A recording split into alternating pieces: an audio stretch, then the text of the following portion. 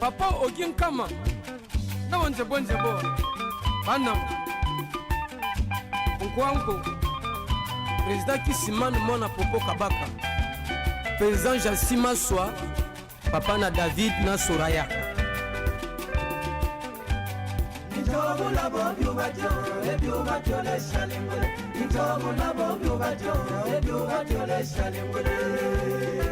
Père de Timaswa.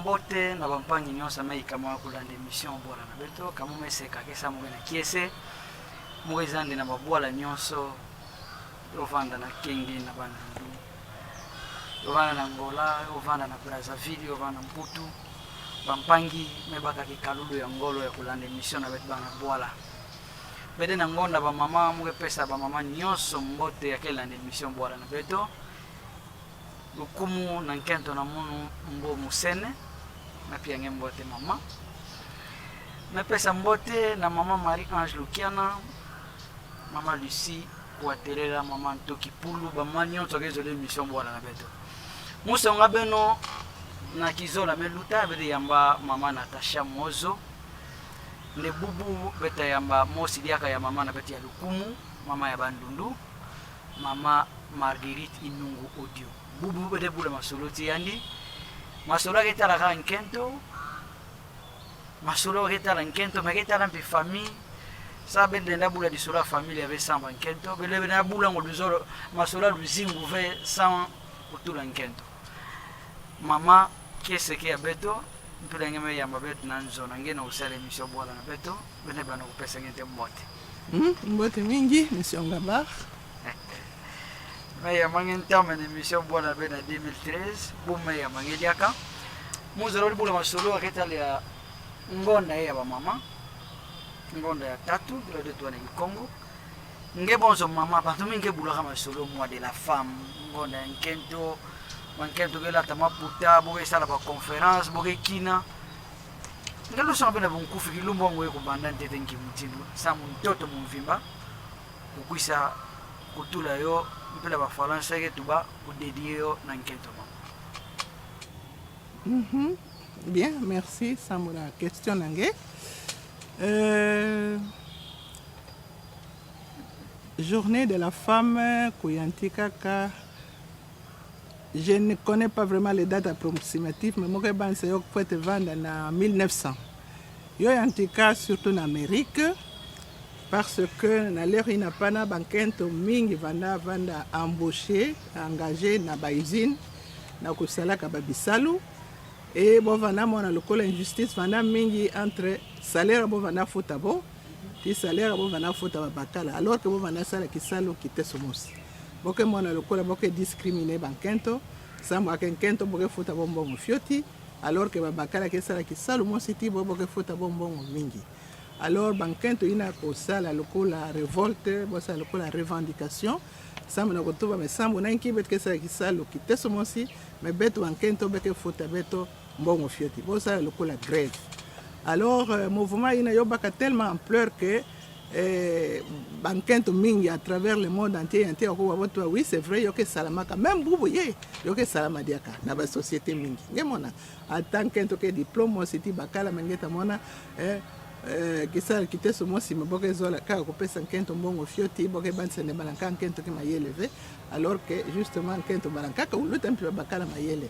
Ce qui fait que le mouvement n'a pas de salaka et il y a un États-Unis que bankento bantu yantika yo comme la lutte moi si féministe ya bankento ça mona pour revendiquer ba droit na bo yo yantika tete na ba droit ya ba salaire après yo kusa ko se généraliser na ba droit mingi par exemple pourquoi nkento fwete kaname kubuta bwe considérer vende yani keti droit par exemple ya kubikala na nzo ya kusansa tete mwana na yandi pendant par exemple 3 mois après aza kwenda kisalo et pendant ce temps ya faut te vendre rémunéré donc moi n'avait kuzenga salaire na yandi et na babola nkaka boko obtenaka babima mingi par exemple na beto divorce que ça maka kabuna bakal tout ba jour moi c'est de allez je m'en fous de vous kwenda alors que na babola nkaka bome yidikaka yo bome tulaka obligation kana bakala mesa la babima façon inabusivement contre un kento na yandi par exemple des divorces qu'elle ou bien par exemple là qu'ils ont se séparer na kento na yandi mais bon tata pour quelle raison de toute façon kana bome kwelaka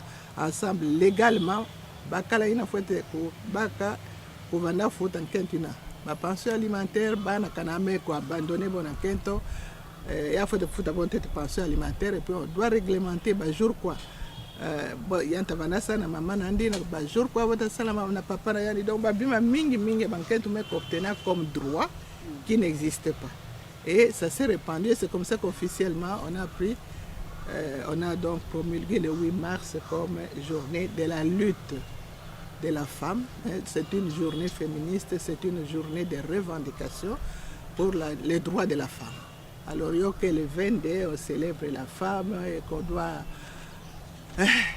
porter des pagnes, aller boire, aller faire des fêtes. Je crois que là, on confond un peu les choses, mais c'est pas grave. Hein? C'est pas grave. Matondo mingi maman, lutti na ngai tu me banana, amindele ongo kumana beto. Ngai ake bonso mama intellectuel mama metanga. Samta so ngine bantu na Ulanda ngai na Bulungu, bantu na Ulanda ngai na Idiofa. Mababola bakati. Ngine ndatu banki.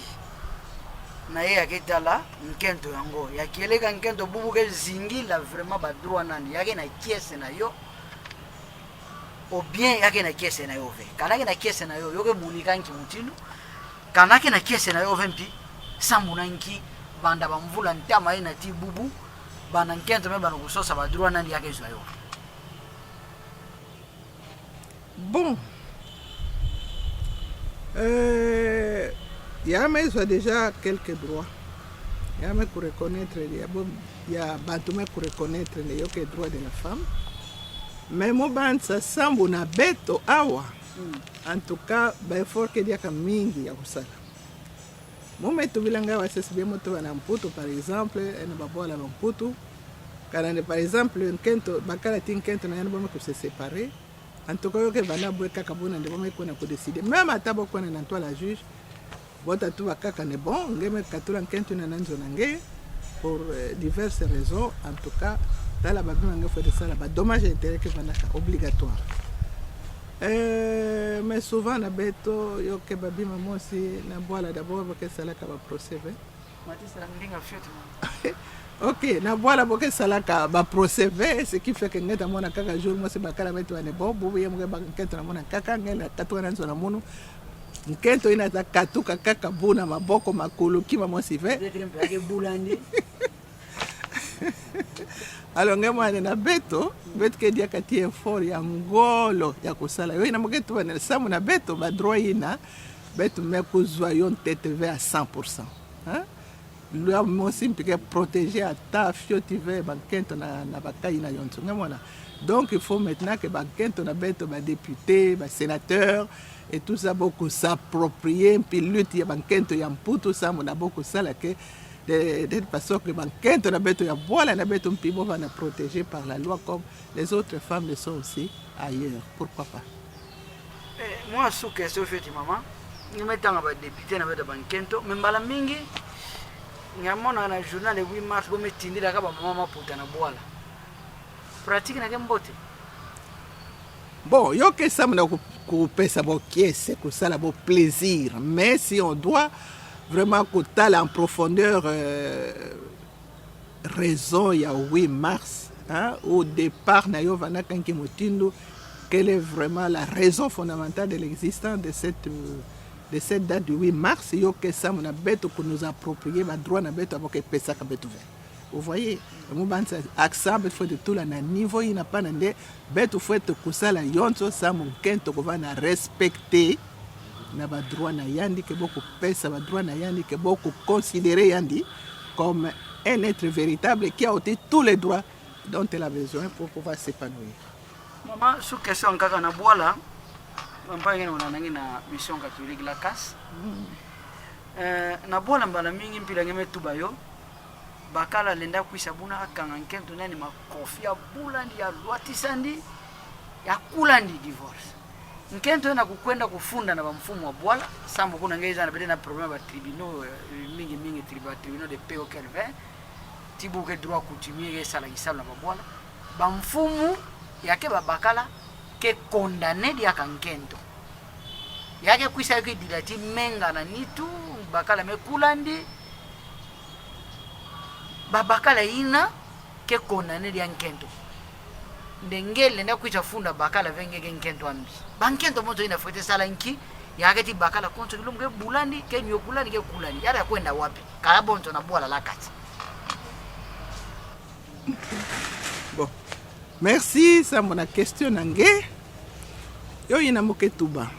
Ça mon beto. Yo ken passi. Parce que loi penza ya ke ko protéger bankento na ba situation de façon ina yo kelevé. Yo kelevé. Ce qui fait que pendant yo me kumangi tribunal entre palabra entre bankento famille bankento famille babakala sam na bokwena kuzonza makambo sana kutala nki mutini bo fete sala mais généralement yo ke ko abutisa tana kima mosive. C'est pourquoi j'ai dit na boala na beto na yo ke mpasi parce que ata loi mosive que protéger bankento na ba domaine na pana. C'est pourquoi Moumetouba, il faut que Beto Bankento, surtout Boyina quelque juge comme Kamoke Baka ba loi que vota ka ba loi bo faut tout la yo na programme na bo pour dire quels sont les droits de la femme. Ya vana na cité, ya vana nkento melongo kaka avana me que ça qui salo veut le ba mama ina na boala on doit les protéger. Ba loi faut le vana pour dire que en cas de divorce, en cas de rupture de divorce, de séparation, ben, il y a des droits aussi pour la femme. Et bon, il faut être respecter, qu'elle soit au village, qu'elle soit à la cité, dans la ville, et ben, elle est la femme partout. Donc, bon,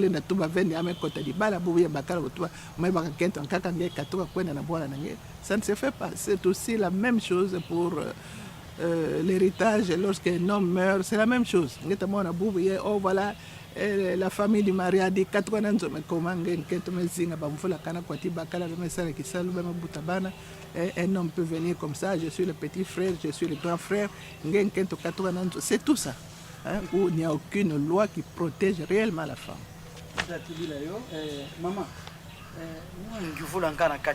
est-ce que nkento ya bakala ke bula konzo bilu nkento ya bakala ke monaka buzoba konzo bilu yalubaka décision kubasika nanzo libala ndiponzo mama sa bubu makama mabala ba jeune beta tubila yo ko mpasi mingi ngelo mon kento sambo ake buta ve bakala nani kukuma bankento nyonzo bwala yake basika tibo nkento nani sambo ake buta ve yale tuba ve nkento buna kama mona ndo melutila ke chalu basika nanzo libala kwenda ko sosa pasa luvana ngemba. Bon, Yonso Kele quel zolo Yankento, ça va? C'est vrai que Bankento Nabeto, malheureusement, beaucoup de problèmes. Problème, il y a coutume, quand tu fais vendre soumise ou presque esclave, il y a Bakala Nayandi en quelque sorte aussi. Et que, bon, elle doit tout supporter. Mais je pense qu'il y a des limites. Kanayandi mezola. Kanayandi memonende, il y a qu'elle pique avec. Nanzo ya bakala yina, en tout cas, à mon avis, je pense qu'elle est libre de décider si elle doit quitter ou rester. Vous voyez? Elle est libre de partir. Évidemment, oui, il faut que ma famille kuyokana, il faut que beaucoup de la dot ya bakala. Mais quand on l'a traité à niveau comme si c'était une esclave que le mari vient battre tous les jours, pour quelle raison? Alors, Kanaboka Yokana bien fait. ils doivent se séparer. Pourquoi Nkento Fouettere Bikala n'a pas pour être battu tous les jours? Et pourquoi il la bat? Il y a des raisons profondes. Et je crois que même s'il y avait des raisons profondes, on parle, on se respecte. Et être battu, il y a des règlements pour des femmes battues. C'est parce que justement, Moutouba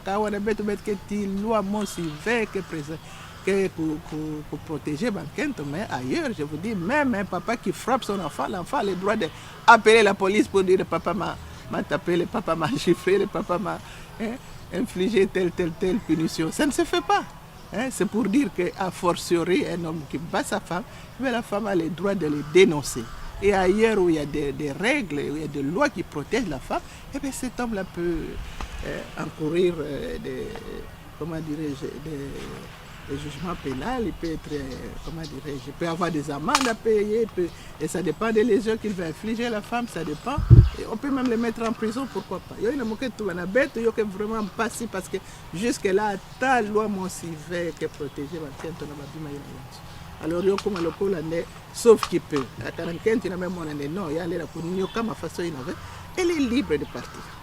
Matondo maman, polygamie, que na coutume na beto, que zona le bakala mo souvent di Bankento mingi. Alors, sambu na maman Marguerite Odio. But il y a mariage, qu'elle est inki. C'est-à-dire que beto bantu, beto que nan toto, parce que beto que tu vois que nous sommes des passages, nous sommes des pèlerins. Donc beto fouette le kuzinga samuna kozwa mayele kokuma bantu ya mbote tel que le Créateur le veut, pour qu'un jour nous puissions retourner au paradis. C'est à ce titre-là que nous disons que nous sommes des pèlerins sur cette terre. Ça signifie quoi? Que notre but principal, c'est d'acquérir cette maturité spirituelle. Yo que le vin de betme kuisakaka samuna kolongoka, kozwa kisalo, kozwa mbongo mingi, kobala, kozwa bana. Non, au-delà de tout cela, betketi mission spirituelle. Et dans le mariage, le but principal du mariage, yo que le bakala fouette kosadisa nkento fouette kosadisa bakala samuna bozole bo kuzinga luzingo mosi ya mbote alenda ku permettre bo ndeka na bo mekufwa bo votuka na paradis na zulu place betu katukaka place betu yonse ko aspira yina ke idéal samuna mono, ce qui fait que kana bakala mekubala nkento mosi bo ke lokola bantu ke ko respecter volonté ya Nzambi. Alors kana boke kuzinga très bien. Mouke mona veille qui place un quinto azora, il y a tatu l'un de fouetter le cuisse ça la panne. C'est comme une prière, t'as en tête la main gauche et la main droite. Quand vous les mettez ensemble, ça fait un très beau geste pour la prière. Mais tout la dit beaucoup à tatu à ouam. Il y a que moi la place na yo. Donc pour moi, la polygamie n'a pas de place, si vous voulez. Et je suis contre la polygamie. Encore une fois. Moment tout bas but ya mariage. Yo que veut essentiellement samna kuzwa bana. Yina kele cadeau ya bole na kuzwa bana. Yo que épanouir très fort un peu couple kana bomezwa bana. Mais kana bomezwa bana vem pi bota vana peut-être pas très heureux, mais ma possibilité en kaka kele. Ya kutuba nde peut-être bole na ko adopter bana à l'extérieur pour pouvoir combler ces manques là. Mais kutuba nde vraiment katula nkento nanzo kaka sambo na yo, c'est comme si me comprendre penza but ngo ya mariage fait. OK? Alors ko kana ngekwela ka sambo na kuzo kaka bana tinkento ina kana boke lever bon alors dans ces conditions mo 65 kaka nge katwa na lupango na nzo ramono, c'est ce qui se fait habituellement, mais normalement ce n'est pas comme ça. Parce que but un mariage qui est un mariage qui est ben, vous devez vous épanouir spirituellement pour pouvoir un jour. C'est comme si vous vous entraidez. Le mari aide la femme aide le mari. En vue de cet épanouissement d'abord spirituel. Parce que mariage qui est donc à ce titre-là, il faut être respecté. Mon mariage, il y a un principe de base, il faut être respecté. OK. Matondo mingi pampaka la démission pour la beto makambo ya kumonisa Bankento ke buta veo ke mingi na babwala na beto mama metu bayo me wakese bantu ke balana ntete sabo vana ngemba bana ke bo cadeau ya nzambi ke pesa donc ana nkento ke buta ve ke di sumu ve mais mama mbala mingi mpi kana ke bakala ke buta ve bon ngeme pesa dia ba mfutu mbala mingi kana ke bakala ke buta ve problem ke vanda ve ba finga bakala ve mais ka ke nkento bola nyonto ke finga mwana et puis peut-être un pingo examen bo me sala ve no uzaba bozo le na ke buta ve mais problem ke nde kana be me balana be ke buta ve be pesa ka nzambi lukumu mama ngete kato to makamba mabala wa inki place na makamongo bele tubata ya mabala inki place belle famille fait vendre tio na couple ya bantu ça veut dire mono mwe bala nkento na munu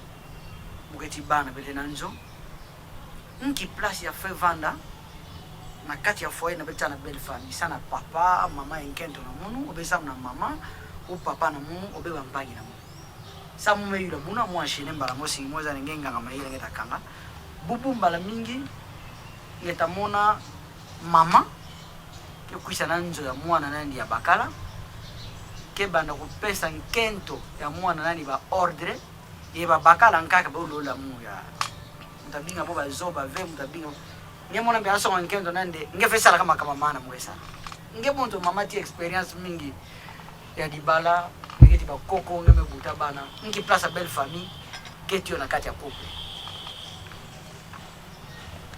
Ok. Bon, Betty Onseguzaba, la Bible que tu vas kande, hein? L'homme quittera sa mère et son père pour aller fonder un foyer, comme la fille aussi quittera un jour son père et sa mère pour pouvoir aller fonder un autre foyer.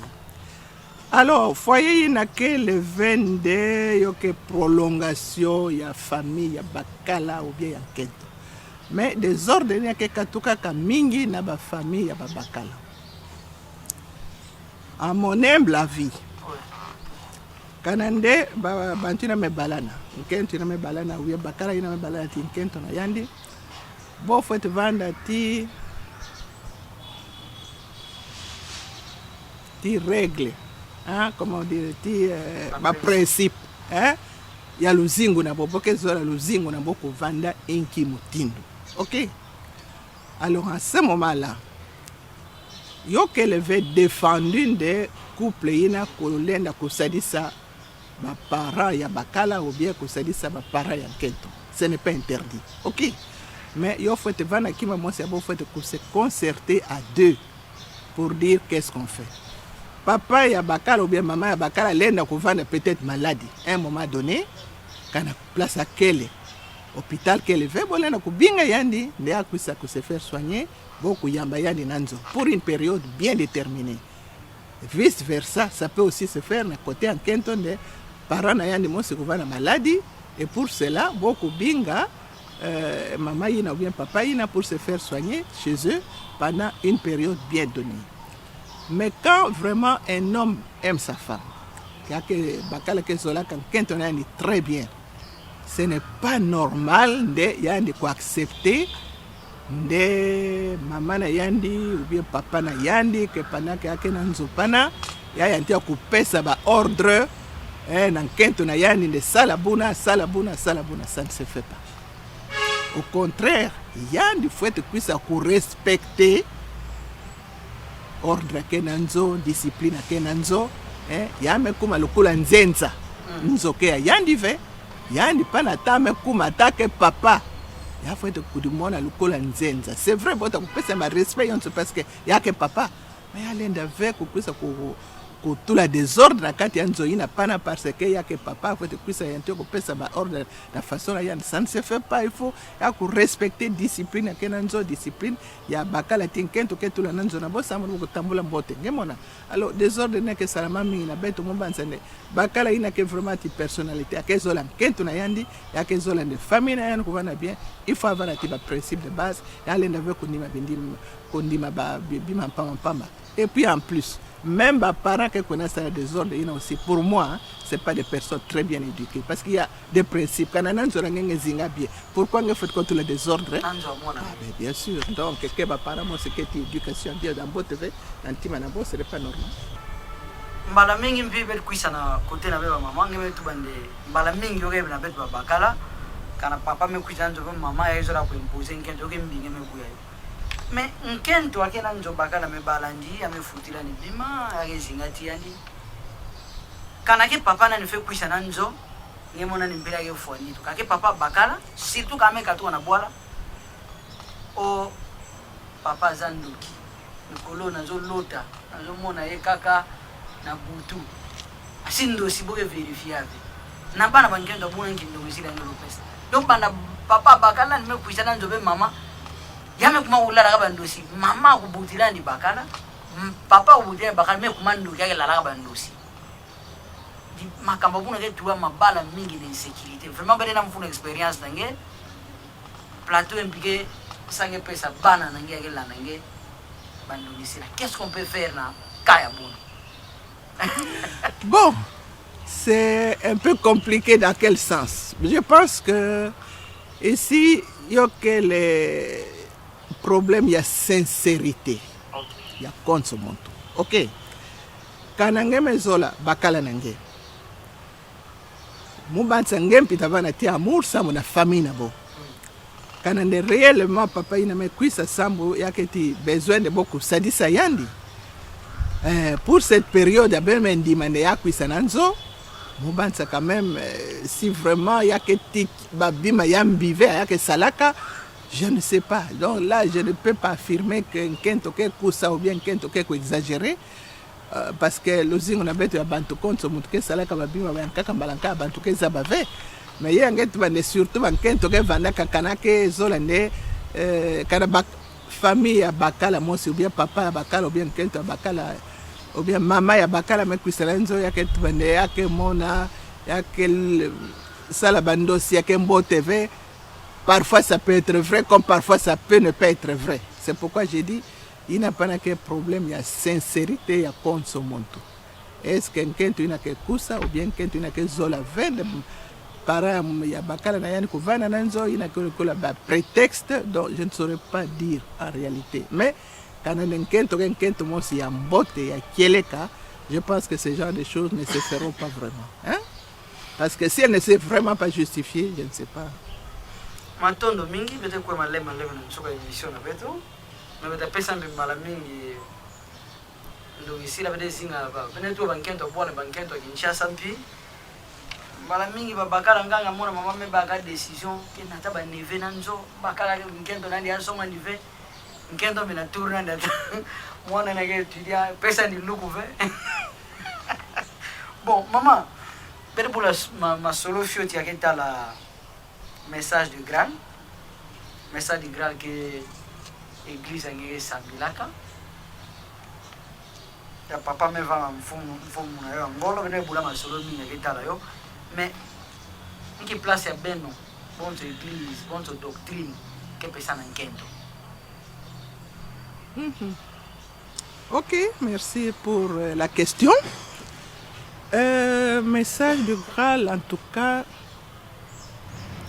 Yoketi enseignement mosi kitoko samna bankento. Vraiment yoke pesa Nkento place mosi ya nene na ntoto. Mume wayo nulle part, mais mume puisa ku découvrir yo kaka na message. Message ke tuba inki. Ake tuba faso etala. Nzambi metinda beto bantu na ntoto. Ya metinda bakala, ya metinda Nkento. Yame tuba benu kwenda na ntoto, benu kuzwa mayele yonso, benu kukuma bantu mosi ya nene, bantu mosi ya mbote, benu kuvu développer avant na benu kuisa vutuka na munu. Mais yake zabande entre yandi ti ntoto ngo ina éloignement ou bien distance que tellement mingi que ata ya tuba ne voici mes lois, voici ma volonté, distance que tellement mingi que kanabo kwenda kuna na ntoto ina na ba profondeur ya dans la matière bota kuvila yandi. Et c'est vrai, c'est la réalité. Alors il faut que il y ait quand même des, comment dirais-je, un partage de travail, un partage de mission. L'homme a une mission bien précise comme la femme a une mission précise.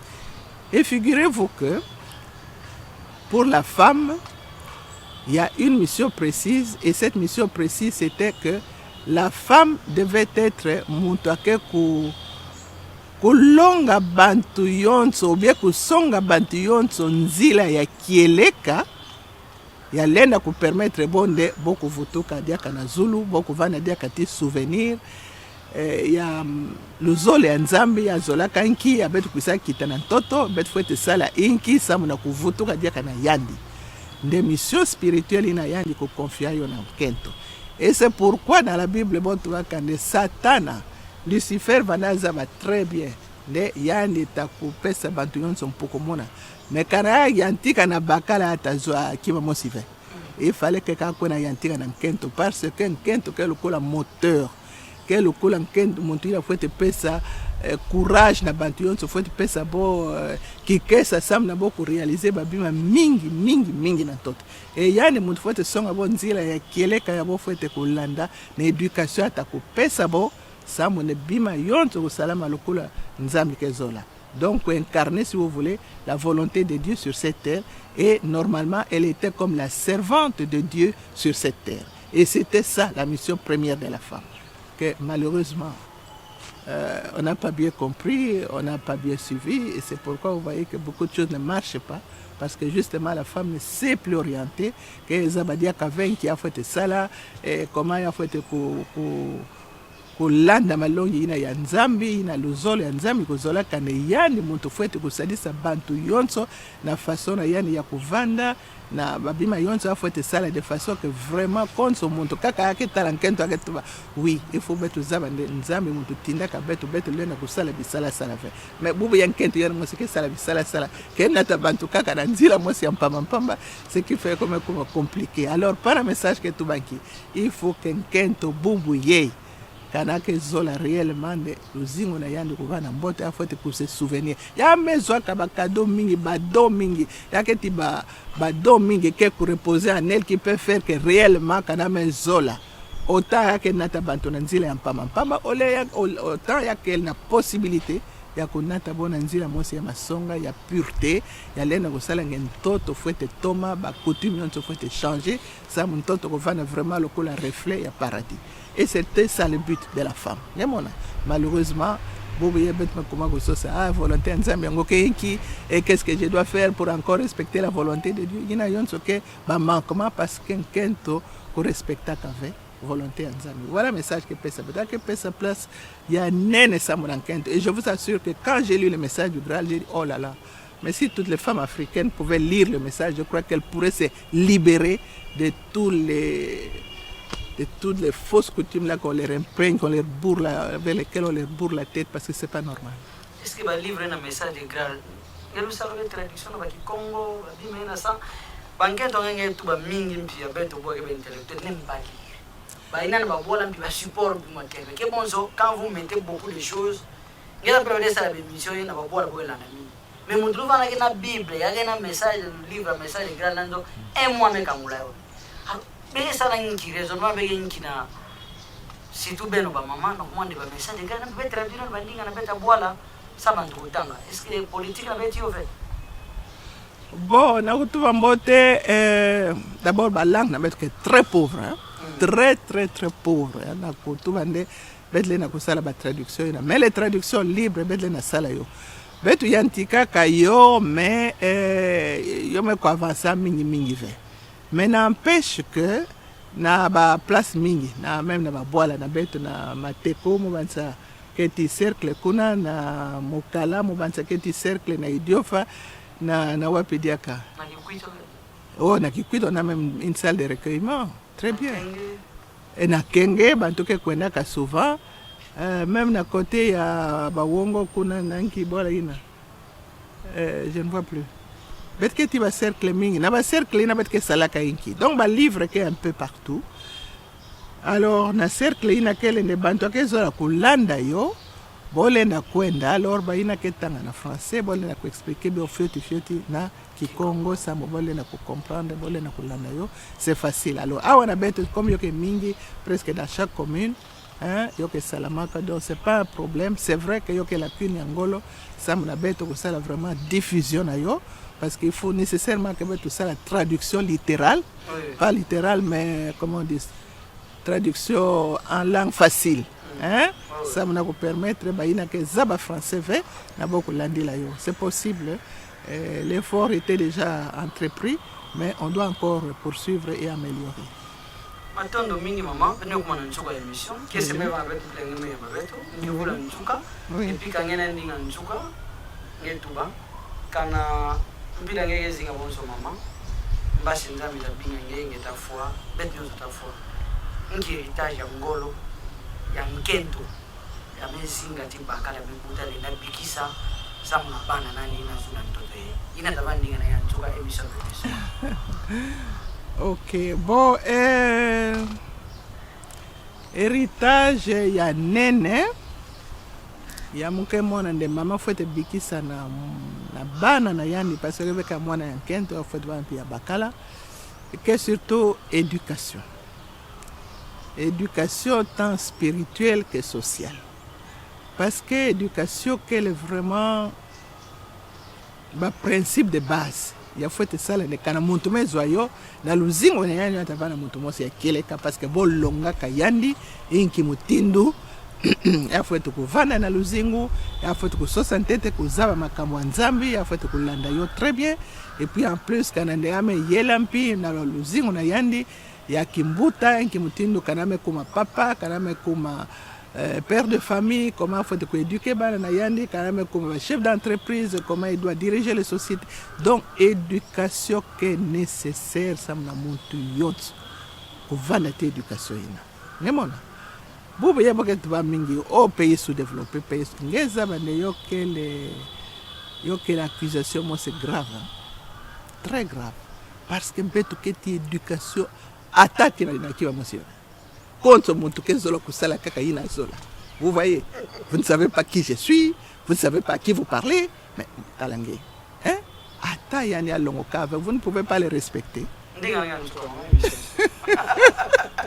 Bon, alors, ce qui s'est passé, mais au mois de mars, qui est plutôt mot de la fin, d'abord. Je salue ma maman Yonso pour tout ce qu'elles font et pour la lutte qu'elles mènent. Et je souhaite beaucoup, comment dire, comment faire pour. Elles doivent encore se développer, elles doivent encore développer tout ce qu'elles ont en elles comme talent. Là, je ne sais pas dire Naki Congo, tout vaincu. Ok, na kupesa yonso ya boke na yo nantima mosi ya mbote nantima mosi mutina nzambi kezola sambo boku pesa ba éducation mbote na bana na bobo ko vanda très bien na ba famille surtout boku éduquer très bien ba fille na bo hein ti ba garçon na bo parce que bubuye ngeke on dirait que bana bankento keza ba dia ka ve nki ya luzito ya baba mama nki ya luzito ya ba parents alors éducation ina yonso faut tout quand tête na famille.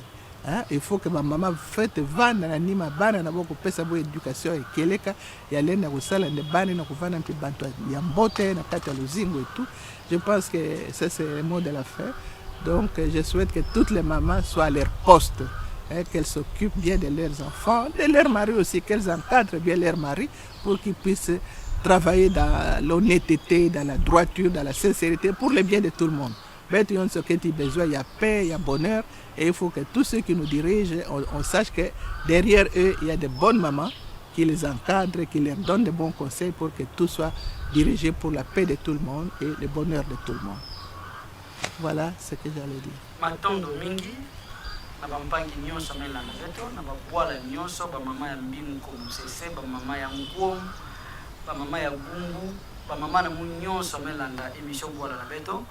Qui est ce même vendredi bête nous salle émission pour na maman Marguerite Ilungu audio la meilleure avec dans Zolandi donc maman nyonza kezo la ngonde bête salle émission ti ya dikisika nyonzo la binga beto bête akuisa bandu ngisika même vana ngolo na yaketa la beto ba jeune yaketa la mabala yaketa la luzimu yaketa la mbi message de grâce bête futukila émission mingi ça bandu mingi kezo la ko s'intéresser na église na ko binga message de grâce maman patience dia me pesa mbote kisika kama émission bwana beto me pesa mbote ya mingi na mama Julia ma kisika kama la émission bwana beto mepesa mbote ya mingi vyaka na mama Natasha Mozo ya besalatia l'émission na mposa mingi kuta la tibena kizola yokuisa ti mama ya ngaka samu na kubula kama sura kenta la mama na émission kwa la betu maître Jean merci Bobo merci na Benjamin Luyele momo si krizo ila pi unabari amepesa beno mazaya bubu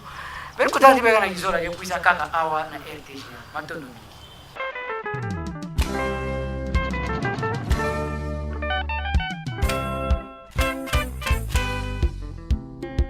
Papa Ogin Kama na wanzebo bana Nkwanko président Kisimane Mona Popo Kabaka président Jassima Swa papa na David na Soraya